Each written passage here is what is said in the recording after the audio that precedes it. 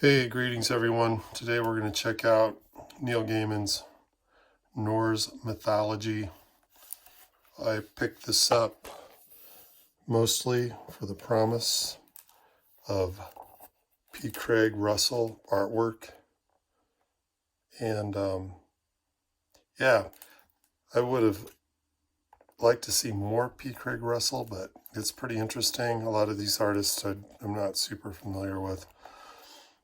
Some of the work in their work in this book I like more than others, but the storytelling is all strong, and so far I haven't made it through to the end, but each of the stories I've read have been pretty darn good, and it's a nice book.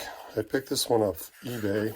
It seems to be let's see, I think it's a third printing, and I don't know, it's in good shape. The dust jacket's a little dinged up, so I'm not sure if that's why. I got it pretty cheap, but yeah, pretty happy with this purchase.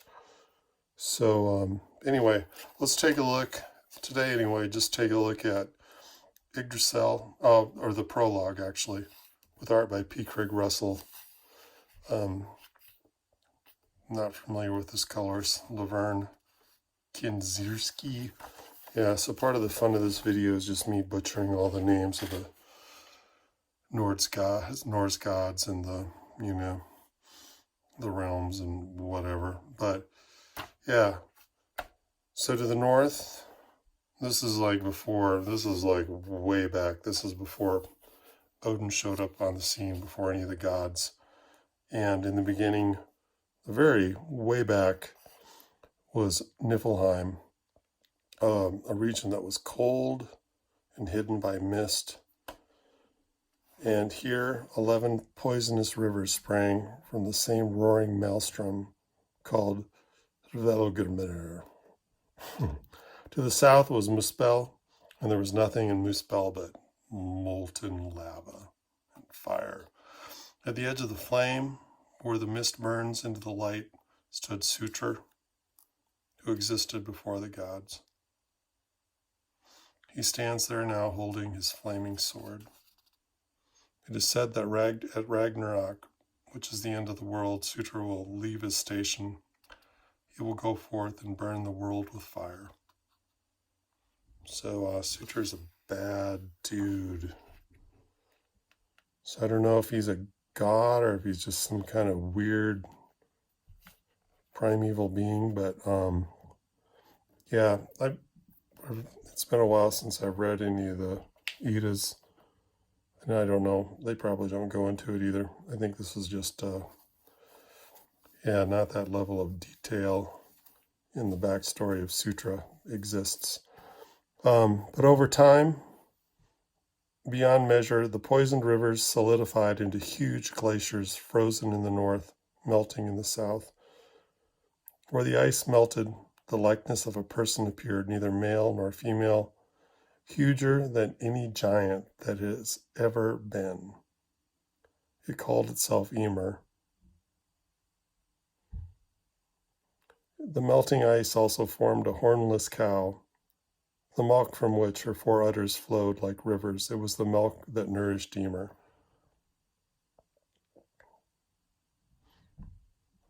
And so the cow is going to lick the ice and bring forth the first man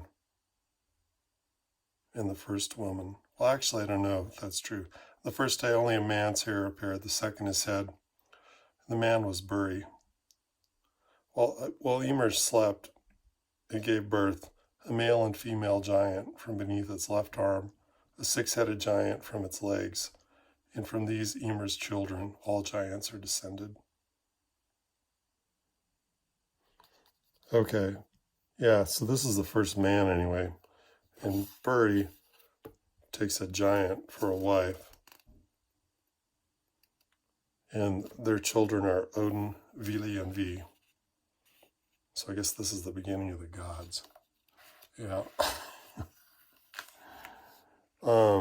And the whole thing with the cow, I mean, it's so weird the first time you read the story, but I don't know, there's something really cool about it after you kind of get used to the strangeness of it all. The three sons grew, trapped forever in the vastness of Ginnunga Gap.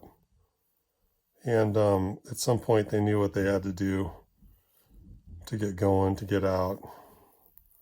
And that thing was to kill Emer. And so Emer's blood and sweat become the rivers, the oceans, and the soil was made by Odin from Ymir's flesh, the mountains and cliffs from his bones. Our rocks and pebbles are Ymir's teeth. I always thought that was kind of cool. The seas are Ymir's blood and sweat. Our night sky, the inside of Ymir's skull. And this is really, I don't know, kind of cool. The clouds you see, these were once Ymir's brains, and who knows what thoughts they are thinking now. So apparently, the inside of Ymir's skull is kind of, like the firmament, the idea of the firmament. And apparently this giant was huge, like the size of a galaxy, size of a universe, size of a couple of universes. Not that it's supposed to make sense or anything, but okay, the sea encircled the world. The giants lived at the edges beside the deepest sea. To keep the giants at bay, Odin made a wall around from Ymir's eyelashes and set it around the middle of the world, Midgard. Midgard was empty. So I don't know. It's kind of like if eyelashes could be used to separate worlds, it seems like maybe Ymir was some kind of weird multi-dimensional being. Who knows? The brothers wandered high and low looking for people. At last, at the edge of the sea, they found two logs. They were made of ash wood, and from it they carved a man and a woman, and Odin breathed life into them. They called the woman Embla, or Elm, and the man was Ask, or Ash, like the ash tree. Ask and Embla were the father and mother of us all. Go far back enough, and the ancestors of each of us were Ask and Embla. And so anyway, because Odin he was the one to breathe life into them, he's the, why he's considered the All-Father. And so, yeah, I think that's a pretty, P. Craig Russell's art seems to really just totally suit this story. Actually, man, I was really hoping, I guess when I saw P. Craig Russell in bold on the book jacket, I don't usually read very well for content, which is probably why lately I've been spending so much time reading comics. But I was kind of thinking it was going to be all P. Craig Russell stuff, so I was a little bit disappointed. But like I said, there's some good art in here, and it's always a good thing to get to know the work of different artists. So that was pretty cool. And the next story is a Mignola illustrated story, and that's always a good thing. And some good artwork by Mike Mignola in the next story. But yeah, that's about all I've got today. Whoops, I thought I could do an unboxing. So I ordered this off Amazon, I don't know, a week ago.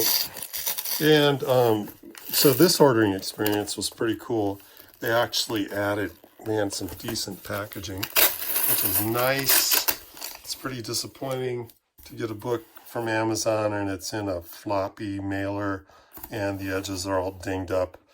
Or in the case of my last EC book, there was apparently some kind of mylar covering over the cover to give the artwork kind of this weird semi-glossy sheen. I mean, it almost made the art look three-dimensional. It was very, very nice. But the corner had been dinged, and that sheen was peeling off that Mylar, and it was kind of a bummer. But, so let's see what kind of shape this book is in. Yeah, cool.